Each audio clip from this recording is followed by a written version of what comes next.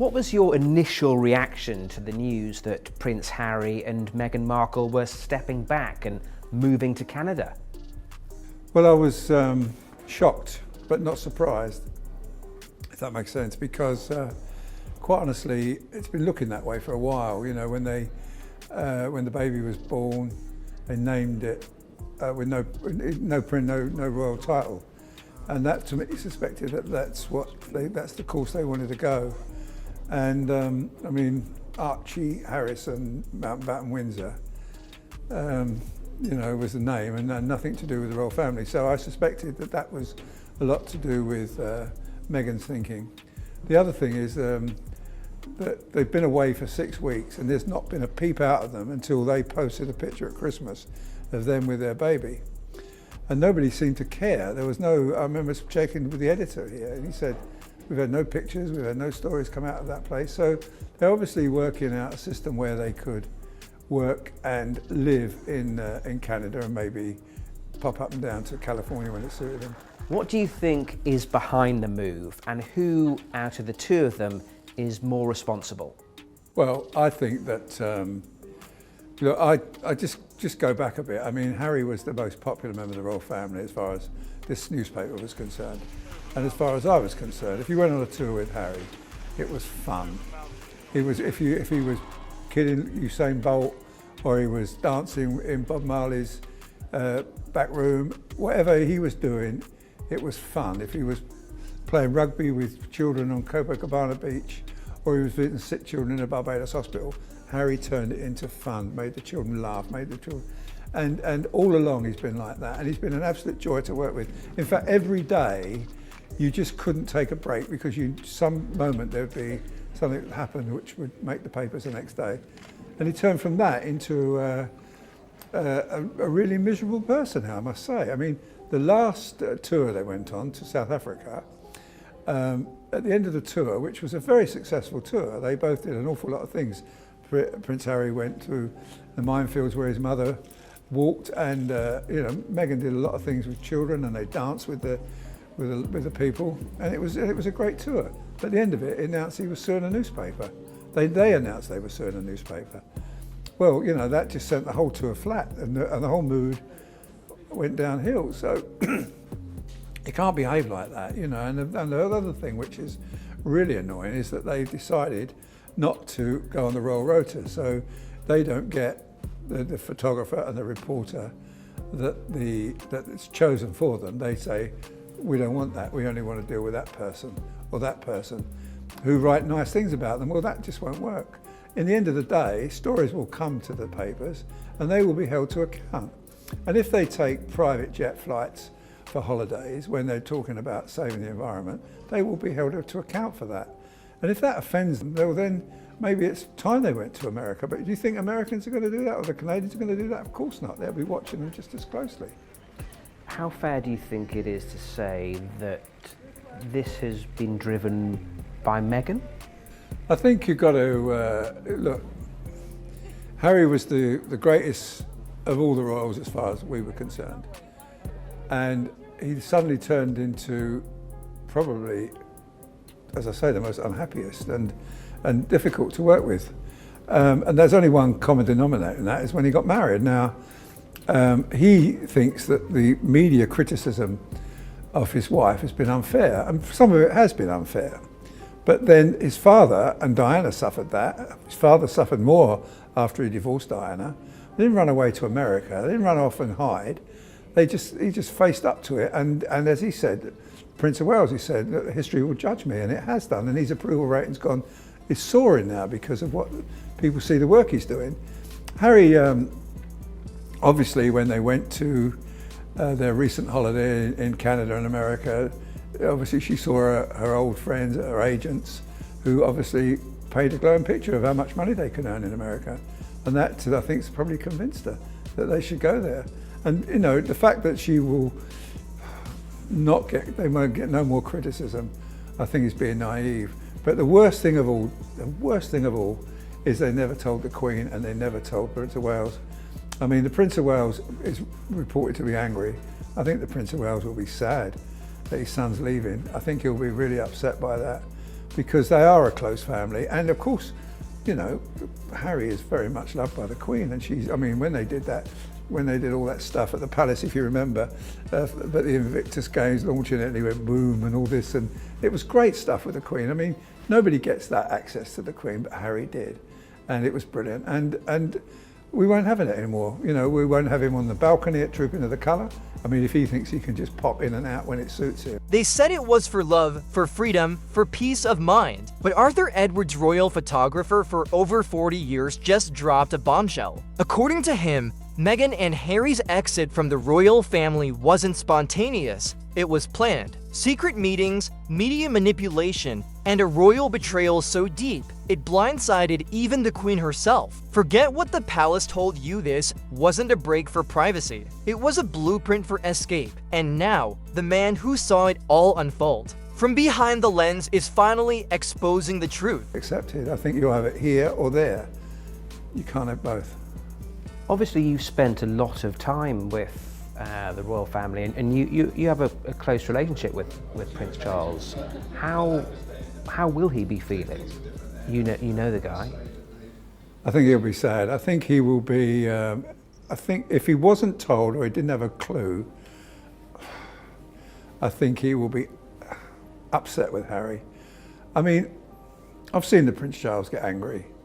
It's over in 5 minutes. He gives you a massive telling off, and then 5 minutes later he's forgotten it, and he's back to his normal self. He may have exploded when he heard that, but I'm sure he's so disappointed. And I think when I look the way that family was, when I remember it when Harry lived at Kensington Palace, and it was the Duke and Duchess of Cambridge and Prince Harry's charities. And they would all together, you know, go out and support mental health in young people. They would all go out and work with sick children. And now he doesn't talk to his brother. He can't even bother to tell the Queen what he's doing. And if he hasn't spoken to his father, it's disgraceful. So, well, you know, when they go and let them do it their way. But I suspect it won't be. They'll come back quickly, or maybe they'll stay forever there. And what about Prince William? In that ITV Tom Bradby documentary, clearly it was obvious that the relationship between the brothers has been strained. What will William think, and how likely is this to make that rift even wider? You know, that's one of the biggest shocks of all, because those brothers were very, very, very close. I can remember playing football together, really steaming into each other with tackles, laughing. I can remember wrestling them to each other. They were just really, really close. I remember William talking about Harry when he was at Sandhurst, complaining about his blisters on his feet.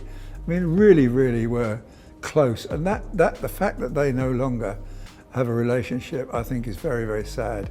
And once again, you know, what changed? What changed?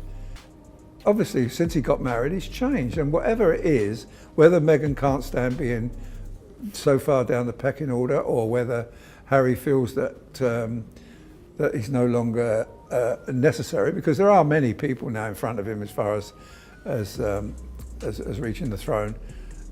But that's wrong, you know, because he was there. He once saying he was there to support his brother, and he's not doing it anymore. He's leaving. And what about the Queen? Because from the outside looking in, it wasn't just Prince Harry who had this jovial relationship with his grandma. In the early days, she seemed to be laughing and joking with Meghan, and they seemed to have a bond. So how will Her Majesty be feeling? I think she will be. I think Harry's almost certainly been asked to go to Balmoral. I mean, the Prince of Wales is at Balmoral as well at the moment. I'm sure if they've got any sense, they'll get on a plane and go up there and spend the weekend with the Queen talking it through. I mean, you know, it's difficult for Meghan too. Meghan came into this family, I mean, she was 37, 38. She was an established actress. She was quite reasonably wealthy. She married into the royal family, and that isn't easy. I mean, a lot of, you know, 3 out of the 4 of the Queen's children, first marriages ended in divorce. So you can't say that it is easy, but, you know, they're there to support them, and the royals are there to support them. And I mean, Meghan's had a great run. I remember the first year, going to Edinburgh, Dublin, Wales. The crowds were huge, and she really got involved with the people, and they loved her. She would do selfies, autographs, and often the prince would be waiting for her because she was taking so much time with the people. So she did get a fair crack. And the wedding, I mean, a record TV viewing figures, Windsor, town of Windsor, packed with people.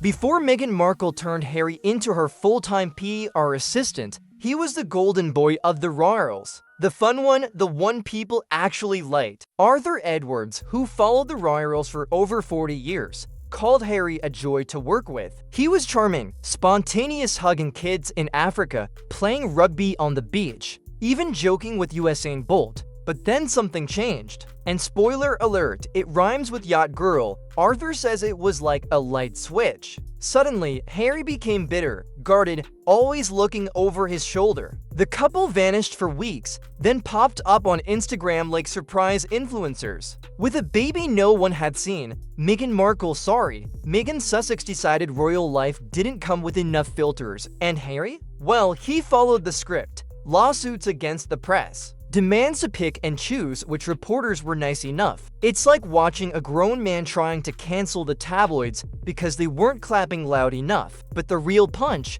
they never even told the Queen. It was a great event, and so what went wrong? I don't know. Something happened that made Meghan think this is not for me. And if you can't fit into this family, and as I said earlier, it isn't easy, probably it's best they do go. And what about the public? You mentioned that initial reaction, and we've seen endless reams of footage of Prince Harry and Meghan Markle doing rope walks and walkabouts, and the public have loved them. Yeah. How will the public react, and how might Prince Harry and Meghan Markle miss that? I've talked to a lot of people over the last few weeks and asked them what they think's wrong, and everybody says Meghan. Nobody says it's the media, nobody says it's racism. I don't see any racism. I've never seen any racism in our paper towards Meghan. I don't see that at all. I see people embrace them. I see people want to come and look at them, photograph them, just and Harry's, when he's on his own, I remember recently being in Luton with him at a school. He was fantastic with the kids there. Absolutely fantastic. In fact, I took one of the best pictures ever of Harry with all these kids hugging him, and it was good stuff. And that was what Harry I remembered. And he was just engaging. But when you think that he would all take us after a royal tour to the pub, all the media, and pay the bill, and now all he does at the end of a tour is announce that he's going to sue a newspaper. After a very successful tour, you have to tell yourself who's advising him, who's telling him. Certainly not Buckingham Palace, certainly not Clarence House. Only be one person, and that's Meghan. And this guy seems to have, for a lot of people, the best job in the world. He has all of the privilege, and really, in comparison to Prince William, none of the responsibility. Yeah, exactly. And a member of the royal family is a unique position, especially a senior member like Harry, where he's done so much for this country. He went to war. He's brought the Invictus Games into a national event now, honouring these servicemen that were injured. What he's done for Well Child, what he's done for the Centre Bali in Lesotho. I remember going there with him. I remember going to a night school there with him, and you could barely see in this room. It was packed with young Lesotho boys who come to learn to read and write, and he set that up, and he was so proud of that. And I remember that young man doing that, and I remember he wasn't much older, 22, 23, and yet still he was pushing to help others. And now it seems he just can't wait to get away from this country. And for me, I think that's sad. And someone said to me, well, he loves his wife and he wants to do what I love my wife, but she didn't stop me doing what I like to do. She didn't. She knew that this was my life. I wanted to do this. And unfortunately, Harry's going to go. And if he feels he's going to go and he's never going to be criticised again, never going to be held to account again, and there's going to be never any more bad publicity, I think he's living in cloud cuckoo land. How likely do you think it is that in a year's time, 3 years' time, 5 years' time, that one or both may regret this move? I think it won't be that long. I think maybe a year. They'll see that, you know, it's never always looks greener in the next field. But you know, I mean, Canada and very hospitable, lovely people, great country, and I think Harry will be liked and loved there. But I don't think, you know, the things you miss, aren't there? I think you've missed the family. You miss just playing with his nephews and niece. He'll miss that. Well, surely it will. But I think maybe a year they may think about it and come back. I hope they do. I hope they do, because I think Harry's got a very big role to play in this country. He thinks he doesn't. He thinks he's going to be like Prince Andrew, where, you know, once the accession has been sorted out, there's nothing for him to do. But there is. It's a tremendous amount for him to do, and he will get great publicity from it, David, because he's so well liked, and the people love him. The people absolutely love him. I mean, when he plays naked billiards in Las Vegas, or he wears a Nazi uniform at a fancy dress party, people forgave him. Because why? Because he's a terrific chap. I mean, he's done everything he possibly can for our country. As I say, no one can do more than go and fight for our country, and he did that. And to me, he's still a hero, and I don't want him to go. And I hope we can see the old Harry someday back here. What do you think, if she were alive today, Princess Diana would have made of all this? Obviously, you have one brother so committed to the royal family as an institution. Princess Di had her problems with it. But how do you think she would have felt about what Prince Harry and Meghan are doing? Well, I mean, at one stage, when Diana was under intense pressure at the early stages of her romance with Dodi, she once said to a group of us that William had suggested she go and live in America. So once obviously was in her thoughts then, but she didn't do anything about it.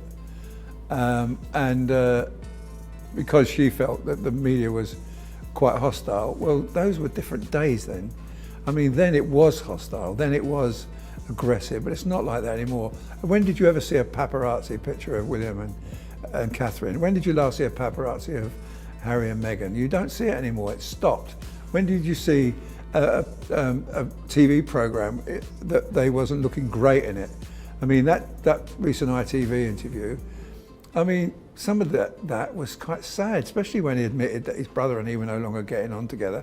Arthur Edwards didn't mince words. He said it straight. Harry didn't just drift away from the royals he ran, and Meghan was holding the map. During one of their cozy North America getaways, Meghan reportedly met with her old Hollywood contacts. Agents, managers, brand strategists, and suddenly, poof, the idea of royal duty was replaced with dreams of Netflix deals and Spotify flops. And let's be honest, Meghan wasn't exactly struggling. She was already 37, wealthy, and used to the red carpet. Royal life wasn't a fairy tale, it was a downgrade. Arthur thinks she was never in it for the long haul. As one viewer commented, if someone's not useful to her, she ghosts them. Sounds familiar? Harry, the biggest slap? They didn't tell Charles. The man who walked Meghan down the aisle was blindsided. And let's be clear, Charles wasn't a deadbeat dad. Deadbeat means you don't show up. Charles showed up for both of them. He didn't marry a yacht girl. Harry did. They didn't just leave the family. They set it on fire and didn't even warn Grandma.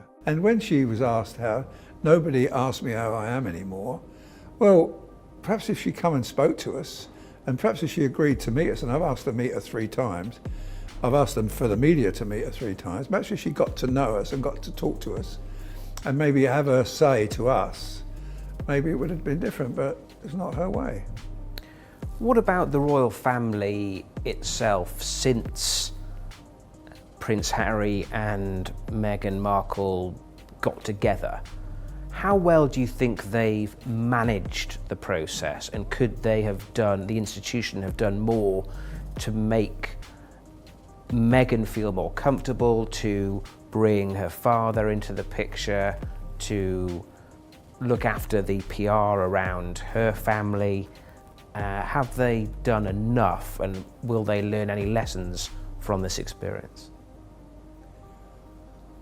I don't know what else they could have done. I mean, you know, the father didn't come to no one, only the mother came to the wedding and her family. I think that just says an awful lot. And the other thing is that when I look at what the Prince of Wales has done, what the Queen's done, I mean, Prince of Wales walked Meghan down the aisle.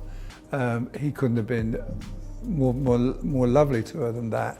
The Queen, as you say, they have garden parties, they're laughing and joking together. And, you know, and she is very engaging. When I listen to her talk and to people, I mean, she's brilliant. I mean, she's a great actress. And I just feel a lot of the time we see a lot of the actress and we don't see the real person. And the real person probably came across a bit in that Tom Bradby interview when she looked incredibly sad. And, you know, no one likes, I suppose, being criticised, but she was being praised. I certainly was going on television and radio saying, I think she's a great asset. In fact, I remember saying she's a great ambassador for our country. And it all turned round after that baby was born. And then suddenly, we don't know the baby's born for hours after it's born. We're led to believe it's a home birth and it was born in a hospital. And that was probably planned all along.